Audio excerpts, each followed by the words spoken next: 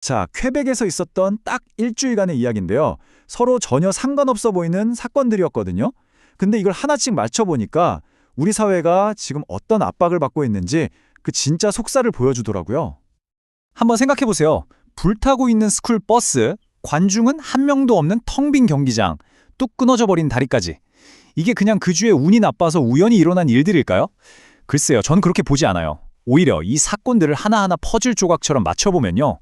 우리가 사는 현대사회가 지금 어떤 문제에 직면해 있는지 그 거대한 그림이 서서히 드러나기 시작합니다. 자, 그럼 그 압박의 신호가 어디서부터 나타났을까요? 가장 먼저 우리가 매일같이 딛고 서 있는 바로 이 사회의 기반 시설, 그러니까 인프라에서부터 퍼져나오기 시작했습니다. 가장 단단해야 할 곳에서부터 균열이 보이기 시작한 거죠. 1200, 이 숫자가 뭘 의미할까요? 이건 그냥 숫자가 아니에요. 퀘벡 전역에서 수천 명의 아이들 그리고 그 부모님들의 아침을 그야말로 아수라장으로 만든 스쿨버스의 숫자입니다. 안전 문제, 딱 이 한 가지 이유 때문에 요 매일 아침이면 당연하게 우리 아이들을 태워다 주던 그 시스템이 하루아침에 그냥 멈춰 서버린 겁니다. 근데 이게 갑자기 짠 하고 터진 문제가 아니었어요. 벌써 1년 가까이 경고등이 계속 깜빡이고 있었거든요. 퀘벡에서 한 번, 온타리오에서 또 한 번, 그리고 마침내 몬트리올에서 또 화재가 났죠. 결국 이렇게 문제가 쌓이고 쌓이다가 터질 게 터져버린 셈입니다.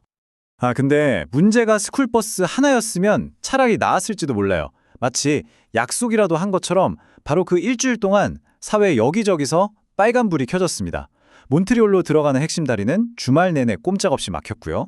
저기 위험하다 말이 많았던 교차로에서는 안타깝게도 자전거 운전자가 목숨을 잃는 사고가 발생했습니다. 심지어 아이들이 매일같이 꿈을 키우던 초등학교는 하룻밤 사이에 잿더미로 변해버렸죠. 그러니까 도로, 안전, 학교, 우리 사회를 떠받치는 기둥들이 동시에 흔들린 거예요. 이렇게 시스템이 무너져 내리면 그 피해는 고스란히 평범한 사람들한테 돌아가죠. 프레보시에서 학교가 불타버린 후에 한 학부모님이 하신 말씀인데요. 이 한마디에 그 막막함이 그대로 담겨있지 않나요? 하지만요. 바로 그 절망의 잿더미 위에서 놀랍게도 공동체의 다른 얼굴이 드러나기 시작합니다. 프레보 시장의 메시지는 그냥 괜찮을 거라는 식의 위로가 아니었어요. 아이들을 키우는 데는 온 마을이 필요하다. 우리 마을이 힘을 합쳐서 잃어버린 것을 다시 세우겠다. 이건 무너진 자리에서 다 함께 다시 일어서겠다는 아주 강력한 약속이었죠. 이렇게 물리적인 기반이 흔들리면 사람들 마음도 같이 흔들리는 걸까요? 공교롭게도 그주 퀘벡에서는요, 눈에 보이는 균열뿐만 아니라 우리 사회의 가치와 권리에 대한 보이지 않는 균열, 이 사회적인 갈등도 아주 선명하게 수면 위로 떠올랐습니다. 자, 그 중심에는 퀘벡시티에서 열린 사이클 대회가 있었어요. 이스라엘 팀이 참가하는 걸 두고 논쟁이 벌어진 건데요. 한쪽에선 친팔레스타인 시위대가 이건 스포츠 워싱이다. 그러니까 스포츠를 이용해서 이스라엘의 정치적 행보를 미화하려는 거다라고 강하게 주장했고요. 다른 한쪽에선 이건 그냥 순수한 세계적인 스포츠 축제일 뿐이라고 맞섰죠. 결국 하나의 행사를 두고 이건 스포츠다와 이건 정치다라는 두 시선이 정면으로 꽝 하고 부딪힌 겁니다. 그리고 이 논쟁은 사이클 경기장에서 끝나지 않았습니다. 바로 옆 테니스 경기로 불똥이 튀었죠. 결국 보안 문제가 걱정된다는 이유로 캐나다와 이스라엘의 데비스컵 경기는요, 10,000명이 넘게 들어가는 경기장을 텅 비워둔 채로 열렸습니다. 상상해보세요.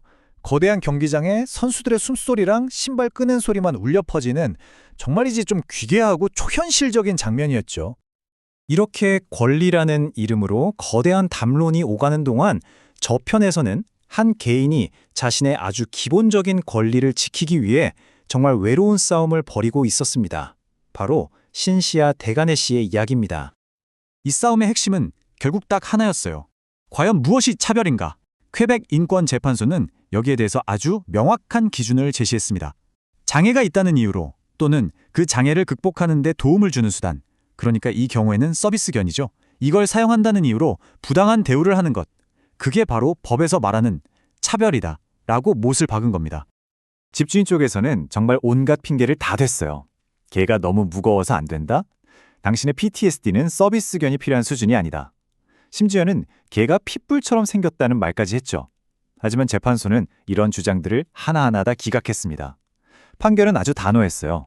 그녀의 상태는 법이 보호하는 장애가 맞고 이걸 이유로 집을 내주지 않은 건 어떤 변명으로도 정당화될 수 없는 명백한 차별 행위다 라고 딱 선을 그어버린 거죠. 그런데 이 대간의 씨의 사례가 특별한 케이스가 아니라는 게 더 큰 문제입니다.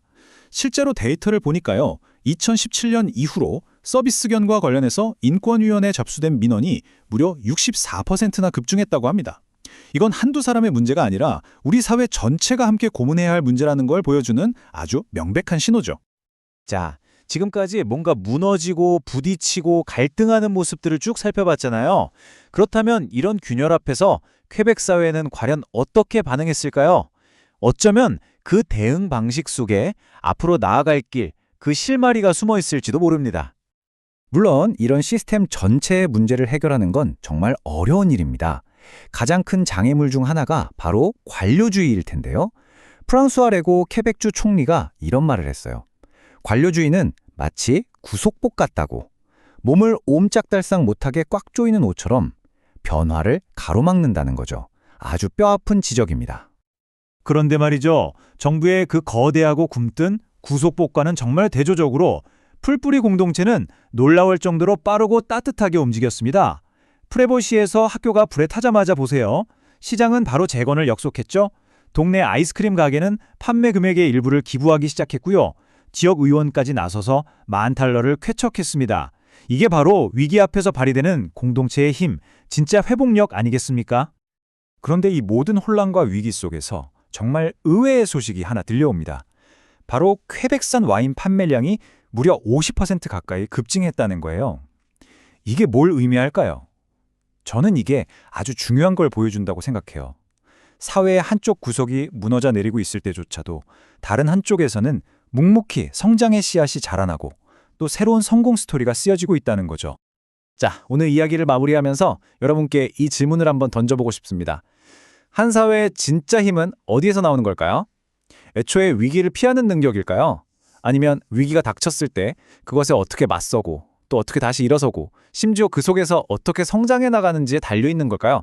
퀘벡의 그 정신없던 일주일은 바로 이 질문에 대해 우리 모두에게 기쁜 생각할 거리를 던져줍니다.